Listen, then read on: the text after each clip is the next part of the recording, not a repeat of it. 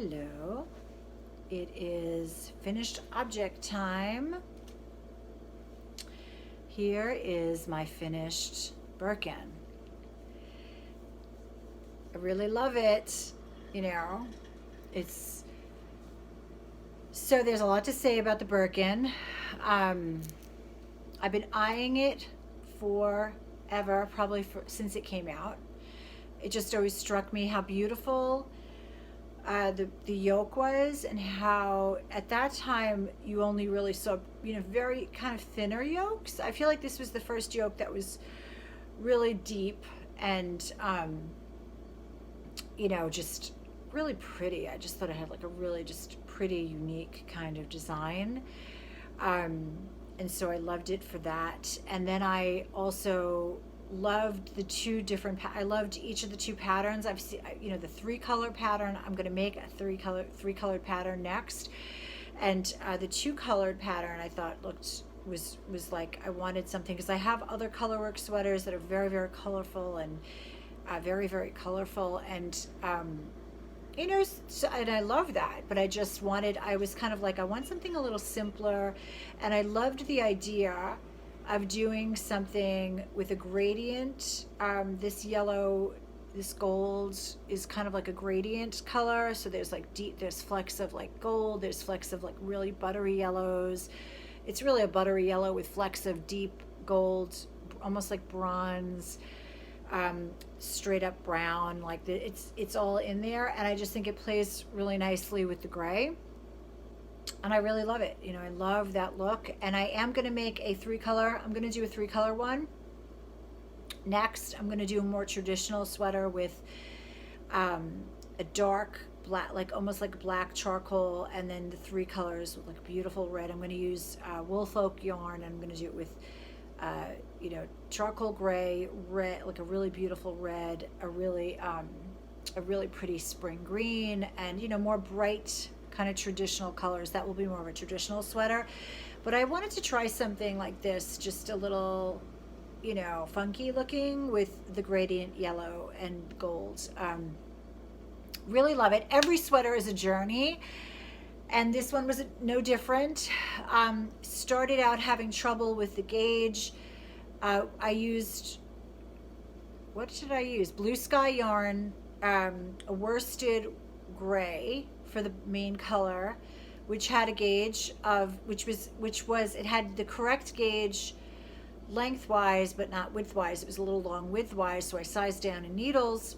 And then when I did the color work, I had a different gauge, so it was really hard to get the gauge. So what I did was, to accommodate the fact that I was able to get the width of the sweater correct, but not the length, I changed the pattern. Like I took out some of the just the straight knit rows, and that kind of helped to shorten the sweater. So, but even so, I ended up with a much longer sweater than I anticipated, and a much and what ended up happening was I had this, the yoke had one gauge, and then the straight one solid work at the bottom was more gathered. So it actually looked gathered and pleated, and the sleeves had that same look. And I was a little bit like, oh no, what do I do? Do I frog it? Do I start over? And I follow, as I'm sure some of you do, Caddy Jacks, and Jackie talks about, when she blocks her sweaters, she puts them in the dryer to help shrink them back if they get too big. And so I did that, and then I blocked it, and then I was like, oh, it just got so big, and so I put it in the dryer, and then I got a call from my neighbor. And I got distracted by this phone call with the neighbor. And so when I got off the phone call, I had left it in there for what I thought was going to be just like 5 minutes, maybe 8 minutes. I ended up leaving it in there for 15 minutes, and it somewhat fulled from the drying. But what the effect was, which I panicked, I was like, oh my God.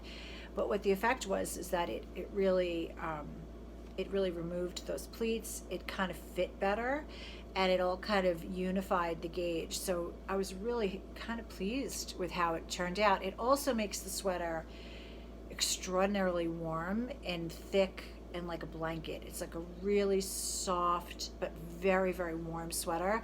So it's late October here in Vermont, and I've been wearing this out with no jacket, and it's perfect. It's like the perfect, I may put a little, shawl on or something, or a scarf, and I'm perfectly warm, and it's really great. And I know it's going to be great in the winter. I'll just, put my coat over it, and because I'm always cold, and Vermont is cold and snowy, and I just accepted a job teaching up in the mountains, so I'll be up in the mountains. So this will be perfect. This is going to be really, really. So, okay, so let's talk about some, honest critique of this pattern. Nothing really new. Everything I've heard has been true. I heard that there was an issue with the short rows, and I had an issue with the short rows. I did. I still don't really know what happened. It seemed like the short rows were not centered properly in the back of the neck. So I ended up frogging that back and doing that over. And then the other issue is, of course, that this, because the depth of this yoke, it kind of restricts the shoulders. So if you move your arms one way, you have to kind of like tug down at the sweater to kind of keep it sitting on the shoulders in a tight way. So that is a little bit, like, I have to say that's a pretty big issue for me, because you like to be comfortable in a sweater. However, I do think this is so pretty that I'm willing to kind of compromise in that way. I don't regret it at all. I'm thinking about giving it to my daughter, who has smaller shoulders than me, and it might just fit her perfectly, and she might have a lot more, it might be a little oversized on her, and it might just give her enough wiggle room. It might be more useful for her, but I'm going to wear it in the meanwhile. So, and she doesn't watch this, I don't think, anyway. So, but I love it. Those are my only complaints, that it's, that with the yoke. But I love the look of it. I think it's just a beautiful sweater. It has this really unusual combination of like very old-fashioned yoke design, but it also somehow looks modern and fresh, and it looks like something you would get in Anthropologie. I think it's just really, really gorgeous.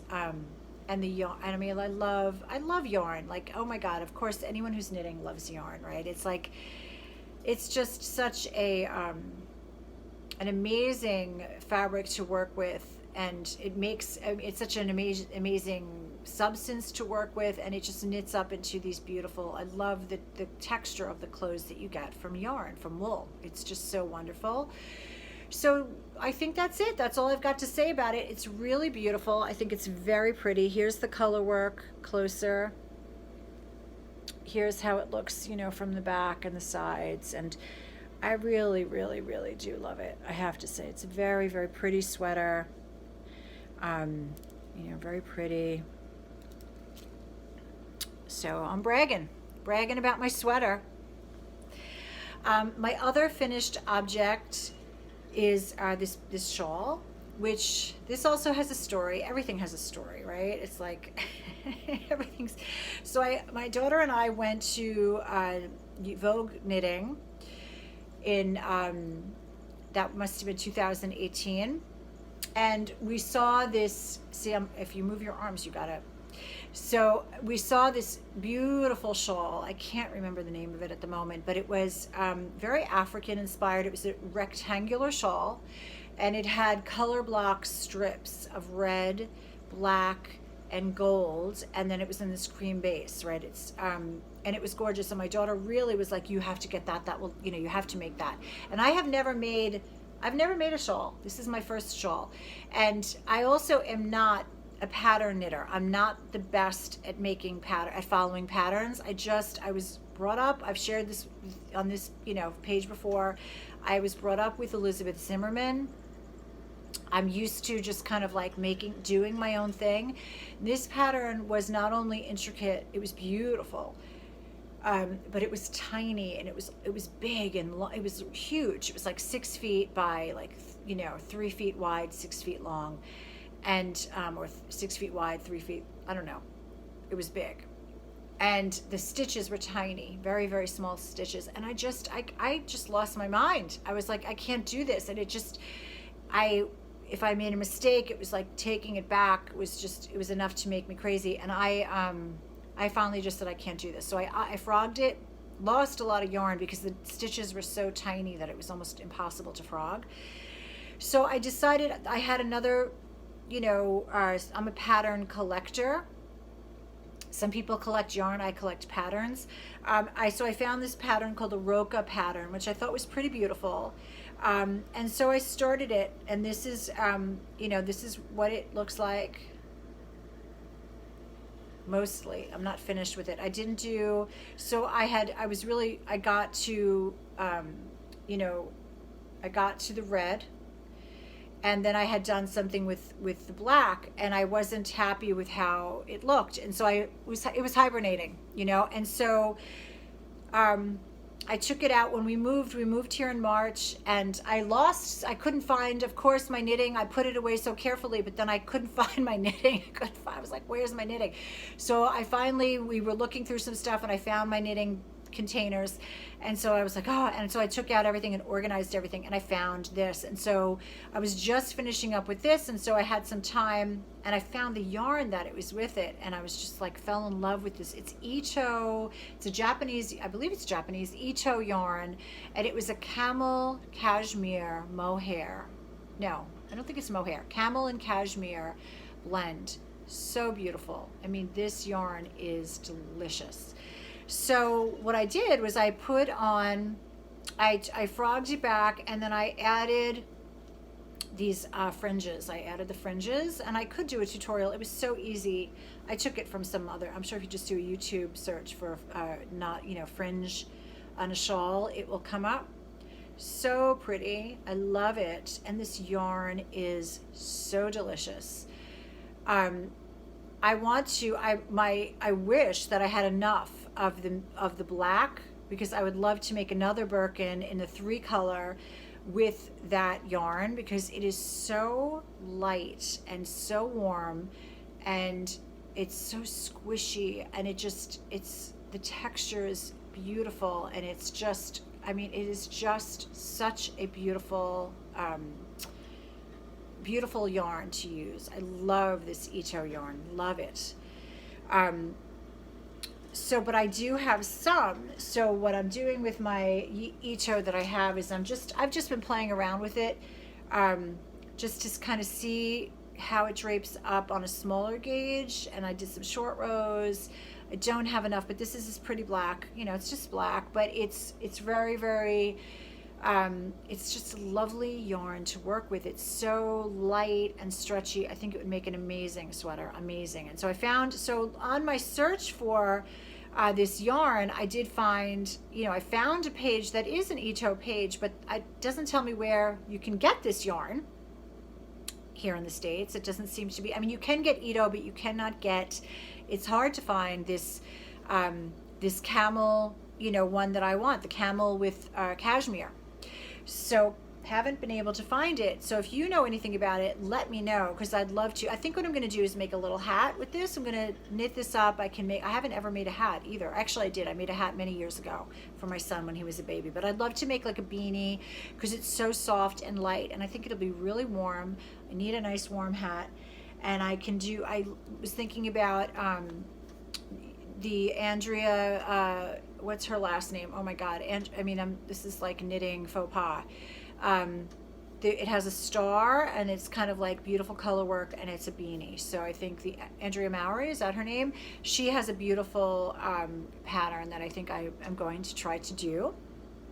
But I just have to say, like, this yarn inspires me. I dream of this yarn. It is so sensual to touch, and light and warm, and so squishy, and it just looks beautiful. It takes on the knitted stitch so beautifully, that it's a dream yarn to work with. And the camel it's a really luxurious yarn, I must say. So this brings up this whole idea of being inspired, and how when you think about like being creative, inspiration and depression, anxiety, all these things that we deal with as a society, right? That how inspiration, pushes us towards creativity, and kind of gives us this feeling of endless, it's just endless. Like when you think about all the things you can create, You know, I'm sure if you're a painter or you're a photographer or, you know, a poet, I also love to write. Once you get those juices going and you start with your work, you're just, it's like the possibilities are endless. And all of a sudden life just completely changes, right? It's just like a completely different experience being alive. So it's, I love that. I love that about knitting. It makes me feel inspired, and it makes me feel